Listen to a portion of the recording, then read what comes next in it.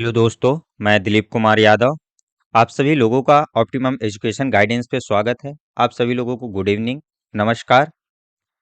तो आज हम स्टार्ट करने वाले हैं ह्यूमन फिजियोलॉजी। जैसा कि आप लोग को थंबनेल से देख के पता चल ही गया होगा कि आज हम डाइजेस्टिव सिस्टम पढ़ने वाले हैं। तो स्टार्ट करते हैं।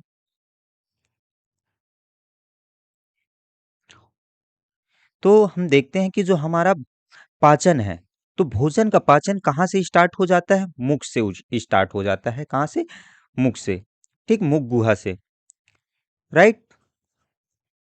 तो जैसे ही हम जब भोजन लेते हैं तो क्या काम?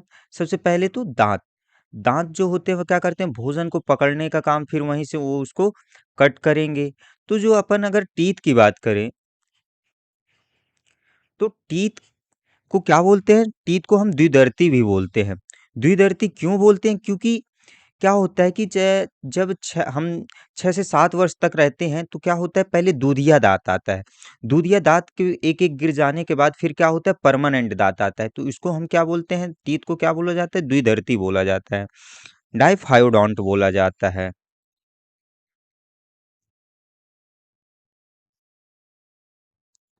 राइट। अगर बात करें कि जो दूध का सूत्र होता है, दंत सूत्र, तो दंत सूत्र क्या होता है कि 2 1 2 3 अपॉन 2 1 2 3। राइट। अब ये बना कैसे, इसको हम देखते हैं, है ना? तो देखो, अपने दांत के कितने भाग होते हैं, कितने पार्ट्स होते हैं? दांत कितने प्रकार से होते हैं? एक हो गया इंसाइजर हो गया, जिसको हम क्या बोलते हैं? कृतंक बोलते हैं। ये क्या काम करता है? ये भोजन को पकड़ने का काम करता है और काटने का काम करता है। जो हमारे सामने के होते हैं दांत, वह क्या कहलाते हैं? कृतंक कहलाते हैं। फिर इसके बाद आता है कौन सा? इंसाइजर के बाद आता है कैनाइन। कैनाइन को क्या बोलते हैं? रदनक बोलते हैं। ये रदनक क्या काम करता है? ये भोजन को चीरने का, फाड़ने का काम करता है। कौन? कैनाइन। कैनाइन के बाद कौन सा आता है अपना? प्रीमोलर। प्रीमोलर, प्रीमोलर क्या काम करता है? इसको हम अग्रचवर्णक बोलते हैं। अग्रचवर्णक। और फिर इसके बाद आता है मोलर। मोलर को क्या बोलते हैं? चवर्णक। तो ये जो अपने ये प्रीमोलर और मोलर, ये क्या करते हैं? भोजन को चबाने का काम करते हैं, पीसने का काम करते हैं। राइट। तो अगर बात पूछ लेता है कभी कि जो कृतंक होते हैं वह कितने दांत पाए जाते हैं, रदनक कितने होते हैं, अगर चवर्णक कितने होते हैं, चवर्णक कितने होते हैं, तो ये दंत सूत्र के हिसाब से हम बता देंगे कि कृतंक कितने होते हैं, रदनक कितने होते हैं, अग्र चवर्णक कितने होते हैं और चवर्णक कितने होते हैं। तो अगर जब कभी पूछ लिया कि कृतंक कितने होते हैं, तो कृतंक अपन बता देंगे दो, चार, चार दूनी, इससे अपन दो से मल्टीप्लाई करेंगे तो कृतंक कितने होते हैं? अपने 8 होते हैं। रदनक कितने होते हैं? एक, दो, दो दूनी 4 हो गया। टू, टू, फोर, फोर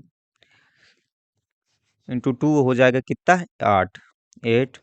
और चवर्णक की बात करें तो 3, 3, 6, 6 दूनी 12।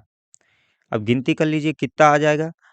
8, 4, 12, 12 8, 20, 22, 22 यानी 32 अपने आ गए। अगर ये कब पूछा? ये एक वयस्क के। और अगर बच्चों में दंत सूत्र पूछे तो बच्चों का दंत सूत्र कितना होता है? 2 1 0 2 2 2 1 0 2। ये किसका होता है? बच्चों का दंत सूत्र होता है। राइट। ये कैसे लिखे हम? इंसाइजर हो गया, कैनाइन हो गया, प्रीमोलर हो गया और ये मोलर हो गया। राइट।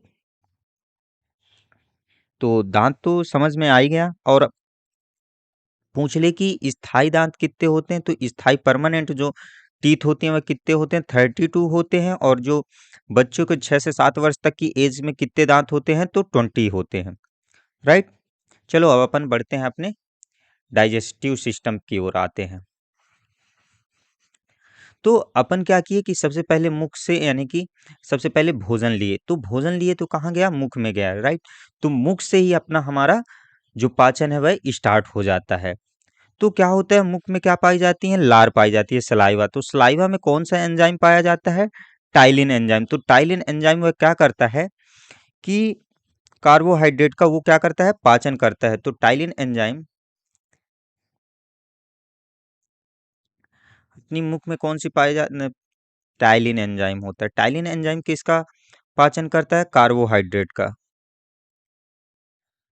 कार्बोहाइड्रेट मतलब जो स्टार्च होता है, स्टार्च को इस किस में तोड़ देता है, माल्टोज में। तो अपना पाचन कहाँ से स्टार्ट हो गया, समझ लिए कि मुख से ही स्टार्ट हो गया। और यहाँ पे क्या बनता है, वो एक लुगदी के समान बन जाता है, जिसको हम क्या बोलते हैं, बोलस बोलते हैं, राइट। फिर जो और बात करें अगर लार, लार तो कैसा होता है, अम्लीय होता है या क्षारीय होता है। तो लार जो होता है अम्लीय होता है, जिसका पीएच मान कितना होता है, 6.8 होता है, राइट। आगे बढ़ते हैं अपन।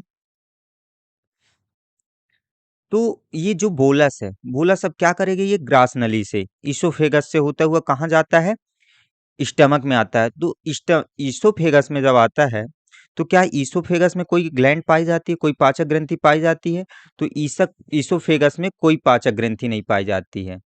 तो जब कोई पाचक ग्रंथि नहीं पाई जाती है, तो मतलब इसमें पाचन नहीं होता है।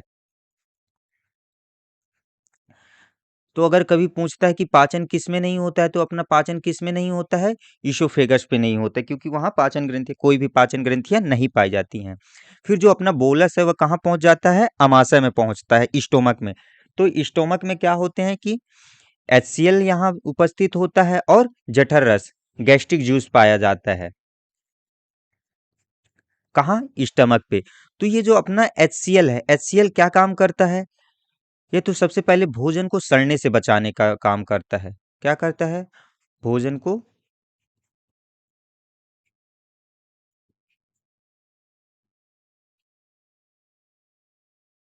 सड़ने से बचाता है।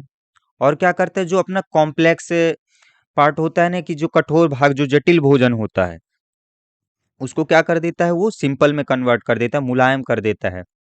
तो क्या लिख दें, कठोर से मुलायम बनाता है, कठोर से मुलायम, राइट। और यहाँ पे भोजन का माध्यम कैसा होता है, भोजन का माध्यम, अगर यहाँ पे क्या है, HCl, HCl क्या होता है, हाइड्रोक्लोरिक अम्ल, हाइड्रोक्लोरिक एसिड, हाइड्रोक्लोरिक अम्ल होता है। तो यहाँ पे भोजन का माध्यम कैसा हो जाएगा, भोजन अम्लीय हो जाएगा। और जो अपना ये HCl बनता कहाँ है, HCl का सिक्रेशन होता कैसे है। तो जो HCl का सिक्रेशन है, यह ऑक्सेंटिक सेल्स के क्रिया के दौरान बनता है। कौन, अपना HCl, किसकी क्रिया के दौरान, ऑक्सेंटिक सेल्स,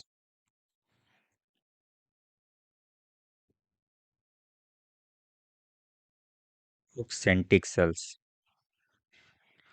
ऑक्सेंटिक सेल्स की क्रिया के दौरान अपना किसका सिक्रेशन होता है, HCl का, राइट। तो अपना HCl क्या करता है, यह भोजन को सड़ने से बचाता है, और यह कॉम्प्लेक्स यानी कि जो कठोर भोजन है उसको मुलायम में परिवर्तित कर देता है।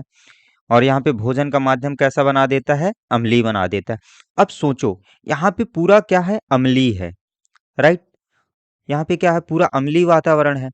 तो ये अपनी बॉडी में भी, अपनी बॉडी को भी तो वो कर सकता है ना, गला सकता है वो। हाँ। तो क्या होता है कि इसमें एक परत पाई जाती है, कौन सी, म्यूकस, श्लेष्म जिसको बोलते हैं। तो वह क्या करती है कि जो अम्लीय पदार्थ होता है, जो अम्लीय HCl है, उससे यानी कि हमारे बॉडी को, शरीर को सेव किए रहता है, सुरक्षा प्रदान करती है, राइट। फिर अपन बढ़ते हैं ये जठर रस। तो जो अपना पेंक्रिया गैस्ट्रिक जूस है, जठर रस, जठर रस में दो एंजाइम होते हैं, कौन कौन से, एक होता है रेनिन और दूसरा होता है पेप्सिन। तो जो अपना रेनिन एंजाइम होता है, रेनिन एंजाइम यह क्या करता है, मिल्क प्रोटीन को पचाने का काम करता है। और यह 0 से 3 वर्ष तक के बच्चों तक में एक्टिव होता है, वह इसके बाद क्या होता है, डीएक्टिव हो जाता है, राइट। और जो पेप्सिन है, पेप्सिन क्या करता है, यह प्रोटीन को पचाने का काम करता है। कौन सा एंजाइम, पेप्सिन एंजाइम, राइट। तो अगर पूछे कभी कि प्रोटीन का पाचन कहाँ से होता है, तो प्रोटीन का पाचन कहाँ से स्टार्ट हो जाता है, अमाशय से स्टार्ट हो जाता है।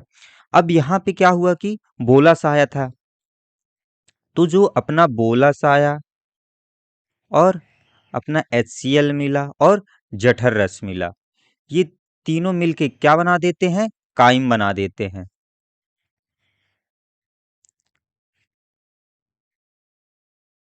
अब ये काइम, जो अपना ये काइम है, ये काइम कहाँ जाता है? अब ये छोटी आंत में, छोटी आंत में गया, तो छोटी आंत में टू टाइप से ग्लैंड्स पाई जाती हैं छोटी आंत में। कौन कौन सी? एक लीवर हो गई और एक पेंक्रियाज हो गया। एक हो गया अपना लीवर और दूसरा हो गया पेनक्रियाज, अग्नाशय। ठीक। तो जो लीवर है, लीवर में फिर क्या होता है? जो लीवर है अपनी, ये हमारे शरीर की सबसे बड़ी ग्रंथि होती है। कौन? लीवर, यकृत। अब लीवर क्या करती है? इसमें कौन सा रस होता है? पित्त रस, बाइल जूस। तो यह क्या करता है? वसा का पाइसीकरण करता है। जो वसा का हाइड्रोलाइज करता है, वह किसके द्वारा होता है? यकृत के बाइल जूस के द्वारा। और जो अपना पेंक्रियाज है, पेंक्रियाज के सिक्रेशन के दौरान क्या बनता है? पेंक्रियाटिक जूस बनता है। Pancreatic juice. तो जो अपना पेंक्रियाटिक जूस है, पेंक्रियाटिक जूस से तीन एंजाइम निकलते हैं। कौन कौन से? एक हो गया एमाइलेज, एमाइलेज हो गया। दूसरा हो गया लाइपेज और तीसरा हो गया कौन सा? ट्रिप्सिन। तो जो अपना एमाइलेज है, एमाइलेज क्या करता है? कार्बोहाइड्रेट का पाचन करता है। लाइपेज किसका? वसा का पाचन करता है। और जो ट्रिप्सिन है वह किसका? प्रोटीन का पाचन करता है। फिर यहाँ पे अपना क्या होता है? पाचन यानी कि कंप्लीट हो जाता है। कहाँ? छोटी आंत में। और छोटी आंत के जो स्मॉल इंटेस्टाइन के कौन कौन से भाग होते हैं? होता है डुडेनम, होता है जुजेनम, होता है जेजुनम, होता है और इलियम। तीन पार्ट्स होते हैं। कभी कभी पूछ लेता है कि स्मॉल इंटेस्टाइन के कौन कौन से पार्ट हैं, कौन कौन से भाग हैं। तो कौन कौन से हो गए? अपना डुडेनम हो गया, जेजुनम हो गया और इलियम हो गया। राइट। और अगर इसकी स्मॉल इंटेस्टाइन, ये सबसे छोटी आंत जो होती है वो बहुत बड़ी होती है। कितनी होती है? 6 मीटर होती है। राइट। और अपन ये जो ईसोफेगस, ईसोफेगस की लंबाई कितनी होती है? 10 से 12 इंच होती है। फिर जो अपना यहाँ पे क्या हुआ? भोजन का पाचन हुआ। और फिर कुछ भोजन क्या हो जाता है? अपच हो जाता है, मतलब कुछ भोजन नहीं पचा हुआ होता है। तो जो अपना भोजन नहीं पचा हुआ कहाँ पहुंचता है? अपना बड़ी आंत में आता है। तो जो छोटी आंत और बड़ी आंत के मिलने के स्थान को अपन क्या बोलते हैं? सीकम बोलते हैं। यहाँ पे क्या है? जो छोटी आंत और बड़ी आंत के मिलने के स्थान को क्या बोलते हैं? अपन सीकम बोलते हैं। ये काफी परीक्षाओं में काफी बार पूछा गया है कि छोटी आंत और बड़ी आंत के मिलने के स्थान को क्या बोलते हैं? तो सीकम बोलते हैं। राइट, ये ध्यान देना आप लोग। फिर बड़ी आंत में क्या होता है? जो अपना अपच भोजन है, वह अपच भोजन क्या होता है? कि जो मतलब जो काइम है, जो अपना अपच भोजन है, वह बड़ी आंत में आएगा। बड़ी आंत से फिर क्या होगा? या जल के साथ मिल करके रेक्टम एनस के द्वारा मल के रूप में बाहर निकल जाता है।